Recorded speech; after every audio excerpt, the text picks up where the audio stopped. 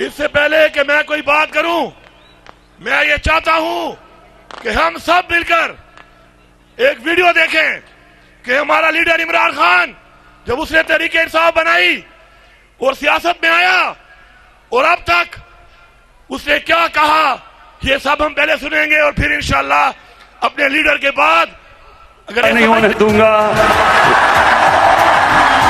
मैंने जब 23 साल पहले पॉलिटिक्स में आया था, मैंने एक चीज कही थी कि ना आज तक मैं कभी किसी के सामने झुका हूं सिवाय अल्लाह के, और इंशाअल्लाह कभी अपनी कौम को किसी के सामने नहीं झुकने दूंगा इंशाअल्लाह। हमारी तहरीके इंसाफ अगर आप इसकी फॉर्म देखें तो इसके ऊपर लिखा हुआ है अय्या का नाबुदो व अय्या का नस्ताईन, और वो इसलिए कि जो भी तारीख ज्वाइन करना चाहता है आपने किसी भी इंसान के सामने झुकना नहीं। किसने करते हैं कभी अमेरिका के सामने, कभी बैंकों के सामने, कभी बैरूनी मुल्कों के सामने। मैं आपको ये बताना चाहता हूँ कि तहरीके इंसाफ का नज़्म ये है किया करना बोलो वही आखिर, यानी कि सिर्फ अल्लाह की इबादत करते हैं और उसी से ही मदद मांगते हैं, इंसानों के सामने नहीं हम झुकते। पाकिस्तान का मतलब क्या था? ला इलाहा इल्लल्लाह। ला इलाहा इल्लल्लाह का क्या मतलब है? अल्लाह तेरे सिवा किसी के सामने नहीं झुकूंगा। और ये भी मेरा आपसे वादा है, आज तक ना मैं कभी किसी के सामने झुका हूं, पाकिस्तानियों कभी आपको किसी के सामने झुकने नहीं दूंगा। Will you allow the American government to have CIA here in Pakistan? 9 मई को करार देते हैं कि 9 मई योम सियाह है। हम कहते हैं कि 9 मई योम सियाह है, लेकिन 9 मई को योम सियाह बनाने वाला कौन है? ये 9 मई करने वाला कौन है? हम इस कौम को बता के दम लेंगे।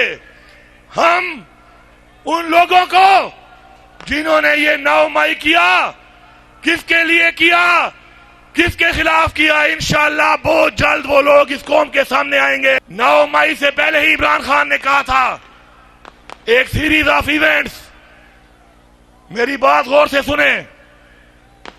9 मई से पहले इमरान खान ने कहा था एक सीरीज ऑफ इवेंट कि ये मेरे ऊपर हमला करवाएंगे। उसके बाद इमरान खान ने कहा ये मेरी पार्टी को खत्म करेंगे। फिर इमरान खान ने कहा ये मुझे नाजायज जेल में डालेंगे। इमरान खान की वो सारी बातें सही साबित हुई। 9 मई से पहले जो वारदातें शुरू हो गई थी, उन वारदातों का एक गवाह तो मैं यहां पे खड़ा हूं, क्योंकि मैं 9 मई से बहुत पहले वाला हूं। 9 मई तो बाद में हुआ, 9 मई से पहले क्या हुआ? अगर मैंने ज़बान खोल ली, खुदा की कसम पूरी दुनिया में ये निजाम मुंह दिखाने के काबिल नहीं रहेगा। ये हमारा ज़र्फ है, हमारा ज़र्फ है, और हमारे लीडर इमरान खान की तरबियत है कि हम मौका दे रहे हैं। हम अपने ज़र्फ से बदनाम नहीं कर रहे इस मुल्क को, वरना 9 मई से पहले जो वारदातें तुम शुरू कर चुके थे उससे तुम्हें कामयाबी नहीं मिली, क्योंकि इमरान खान का नजरिया रगों में दौड़ता है। उसको निकालना इतना आसान नहीं था तुम्हारे लिए, उसको तोड़ना आसान नहीं था तुम्हारे लिए।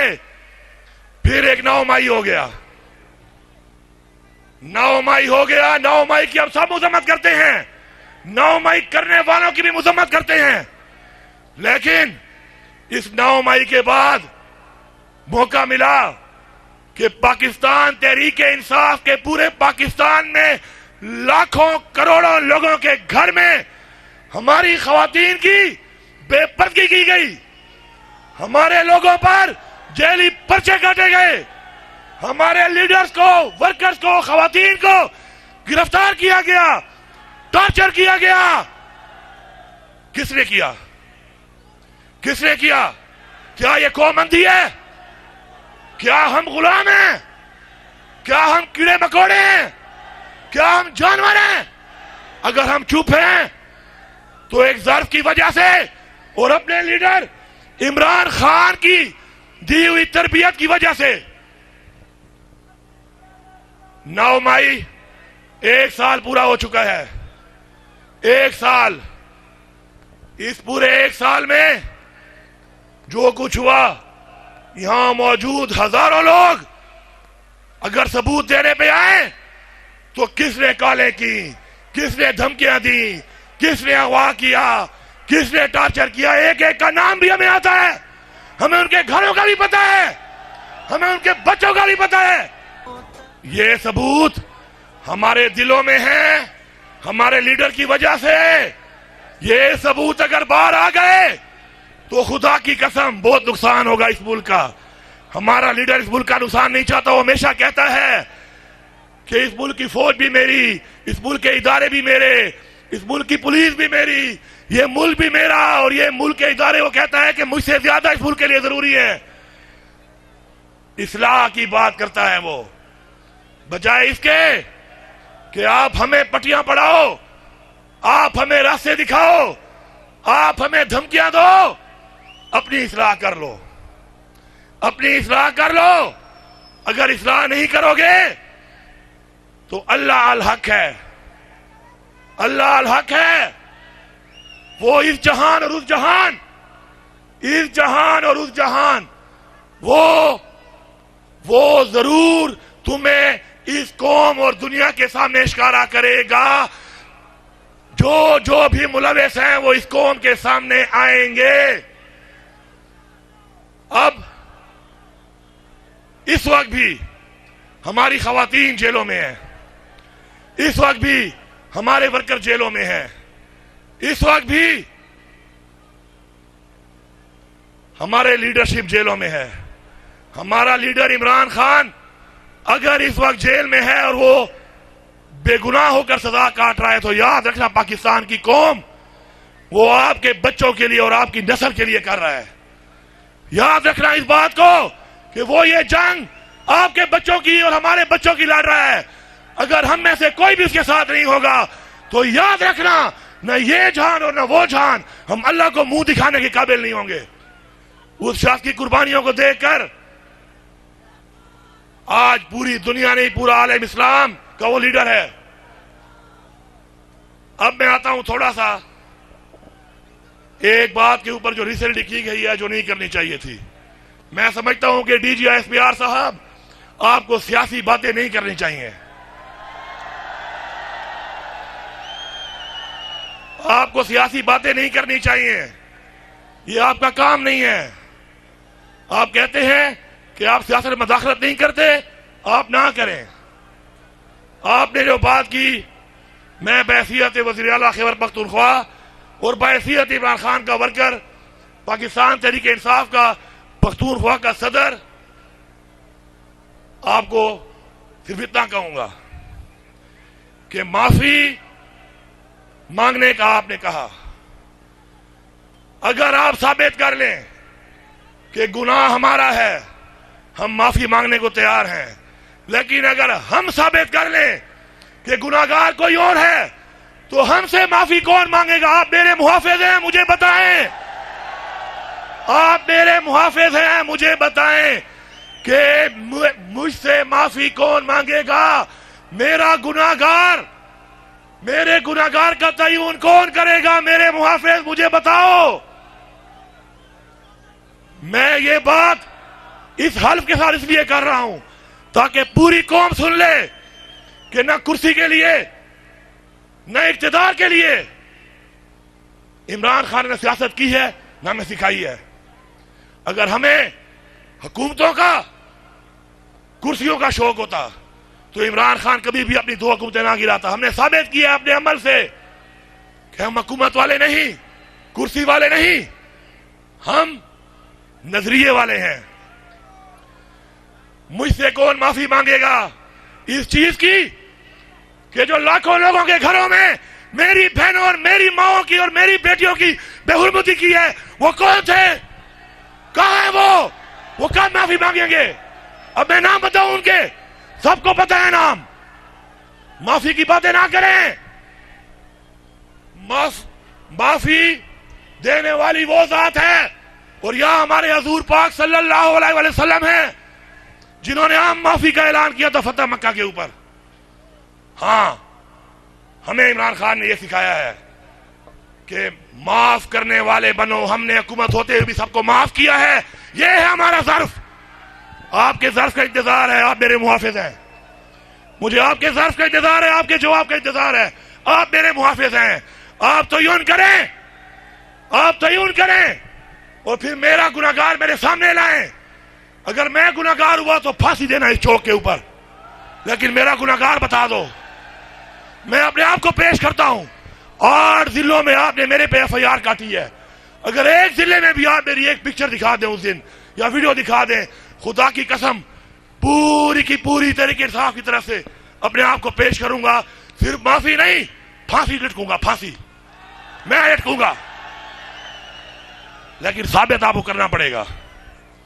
फिर वरना मेरे पे जो पर्चे काटने वाले, मैं अपनी बात इसलिए कर रहा हूं कि मेरी बात का मतलब है हम सब की ये बात है। मेरे पे वो जैली पर्चा काटने वाला बताएगा कि उसको पर्चा काटेगा किसने कहा था, वो है मेरा मुजरिम। आप माफी मंगवाएंगे मेरे मुहाफिज साहब, या मैं खुद से माफी मंगवाऊं? फिर आप चाहते हैं कि मैं माफी मंगवाऊं उससे?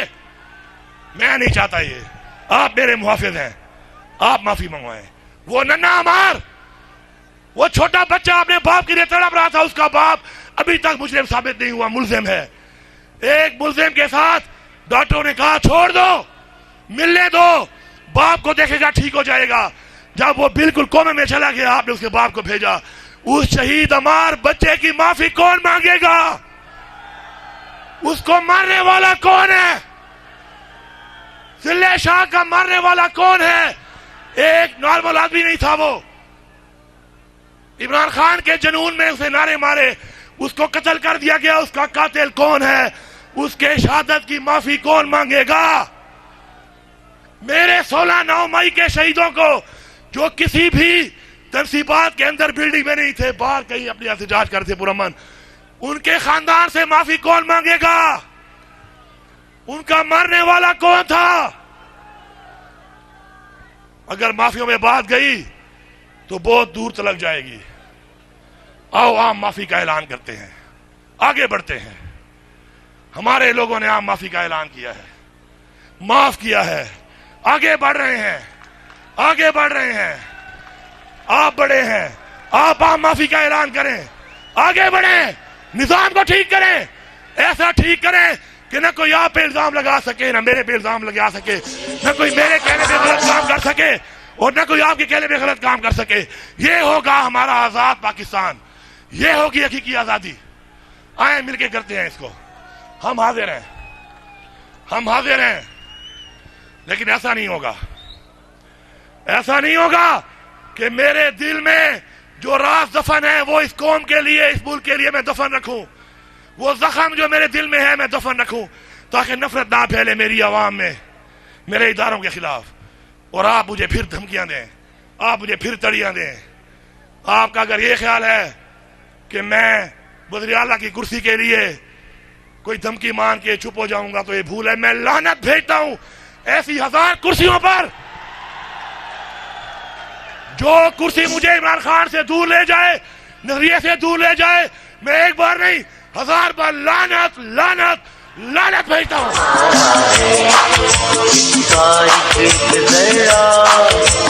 जान से प्यारा है, इसका एक जरा जान से प्यारा है। दूसरी धमकी गवर्नर राज का फिर जवाब ये है कि खुदा की कसम पख्तूनख्वा में गवर्नर राज लगाया, हम पख्तूनख्वा के गवर्नर हाउस में कब्जा कर लेंगे। वज़ीर आला हाउस भी हमारा होगा, गवर्नर हाउस भी हमारा होगा। फिर आओ। लेकिन ये धमकियां उनको दें जो कुर्सियों के भूखे हैं, जो ये आपके लूले लंगड़े घोड़े मुसल्लत किए आपने इस कौम के ऊपर, ये धमकियां उनको दो जिन्होंने माल खाया हुआ है, जिनके घरों में हराम पड़ा है। शुक्र है हमारे घरों में भी हलाल है और हमारे खून में भी हलाल है। हम नहीं डरने वाले इनसे, हम आगे बढ़ेंगे।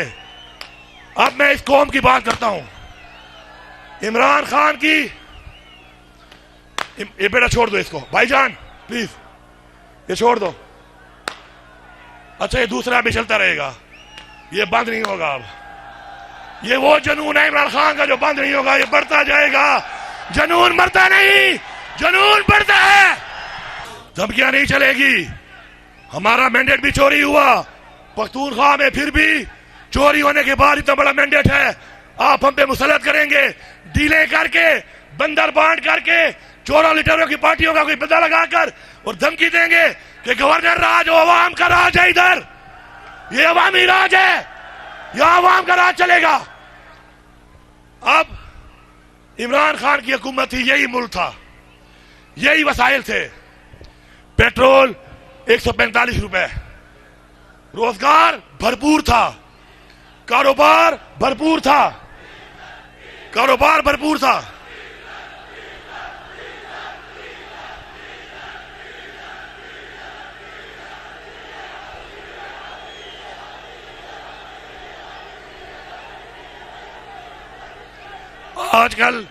आजकल डीजल पेट्रोल बन के जहाज में तेल हमारे लिए उड़ा रहा है। थोड़ा सब्र कर लो।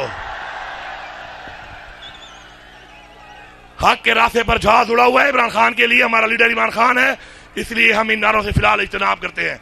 जब दोबारा अपनी पुरानी रनवे पे आएगा फिर शुरू हो जाएंगे, ठीक है। उसके बाद 16 रुपए बिजली का यूनिट, आपका गैस सस्ती, इकोनॉमी भरपूर।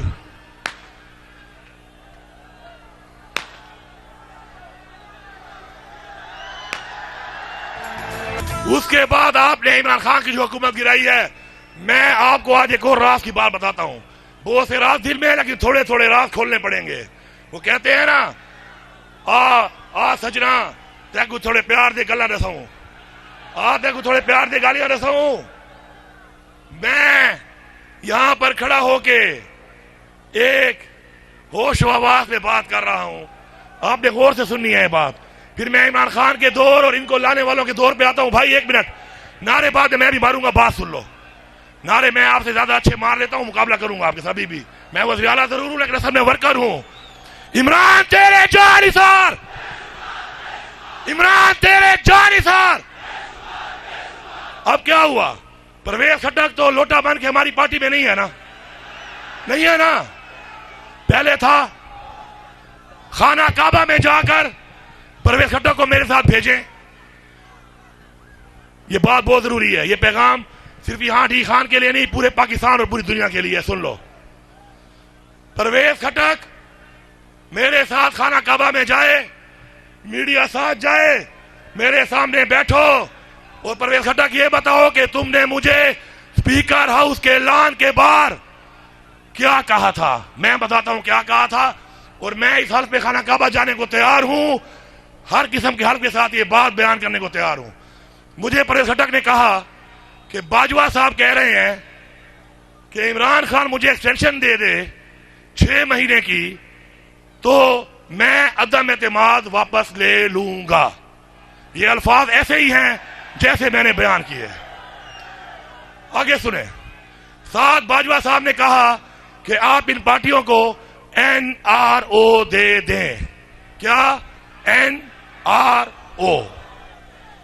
मैंने कहा खट्टक साहब आप तो उस कमेटी में शामिल हैं, वो जो मुज़ाकराती कमेटी है, तो आपने खान से बात नहीं की? तो उसने कहा नहीं मैंने की है, खान ने हमारी बात नहीं मानी। उसने कहा हुकूमत जाती है तो जाए, मैं एक्सटेंशन दूंगा और NRO का तो सवाल ही पैदा नहीं होता। तो मैंने कहा खट्टक साहब मुज़ाकराती कमेटी को इनकार किया है, अब क्या मेरे नजरिए को खराब करने आए हो? कि ये बात जो मेरा दिल नहीं मानता, मेरा जमीर नहीं मानता, मेरा लीडर भी नहीं मानता, मुझे पता है, मैं खुश हो गया हूं इस बात पे, मैं ये बात नहीं करने लगा उससे। उसने सही कहा है, सही जवाब दिया है, हमें हुकूमत नहीं चाहिए, हम NRO नहीं देंगे, एक्सटेंशन नहीं देता, हम उसके साथ हैं। अब बात यह है अब बात यह है कि अगर इमरान खान हुकूमत का लालची होता या डील करने वाला होता तो उसकी हुकूमत भी बच रही थी, और अगर 6 महीने सेशन मिल जाती जनरल बाजवा साहब को तो ऑटोमेटिकली जो लोग इल्जाम लगाते हैं कि झूठा इल्जाम है ये, मैं इस पर भी गवाही करता हूं कि मेरे सामने कम से कम इमरान खान ने जनरल फैज को चीफ बनाने का कभी नहीं कहा। इसका भी मैं खाना काबा में हल दूंगा, मैं इमरान खान का बड़ा करीबी हूं, मेरे सामने नहीं कहा। अगर इमरान खान ये डील मान लेता तो क्या होता, 6 महीने में सारे रिटायर होते और जनरल फैज चीफ के लिए टॉप पे आता, बनता या ना बनता, हुकूमत ही बच जाती। ये है सच, यहां पे भी है और खाना काबा में भी है। और खटक साहब आप जिंदा हो, जवाब जरूर देना, मैं इंतजार करूंगा आपके।